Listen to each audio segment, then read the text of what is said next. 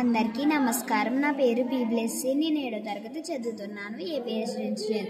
మనం ఈరోజు ఎన్ఓఎస్ అనే బిల్ని ఎలా చేయాలో చూడండి. ముందు ఎంఎస్ వర్డ్లోకి వెళ్ళి ఇలా తీసుకోవాలి. ఎన్ఓఎస్ అనేది మనం సెలెక్ట్ చేసుకొని టైప్ చేసుకున్న తర్వాత ఇలా మనం మోడల్ మార్చుకోవాలంటే హోమ్లోకి వెళ్ళి ఇలా దీన్ని తీసుకొని మనకు నచ్చిన మోడల్ అనేది మనం తీసుకోవాలి. తర్వాత దీన్ని సెలెక్ట్ చేసుకొని బిల్డ్ అని చెప్పి మనకి ఇలా చేసుకోవాలి. తర్వాత ఆ స్టూడియో నేమ్, మన phone number, email number, project name చేసుకోవాలి. అలాగే బాక్స్ ఎలా తీసుకోవాలో చూడండి.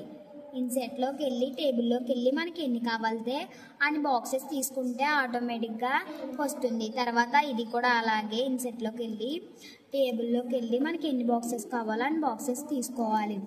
దాని తర్వాత ఇలా కలర్ ఎలా చేంజ్ చేయాలంటే దీన్ని ఇలా సెలెక్ట్ చేసుకొని డిజైన్స్లోకి వెళ్ళి ఇలా కలర్స్ తీసుకొని మనకు నచ్చిన కలర్ అనేది మనం తీసుకోవాలి.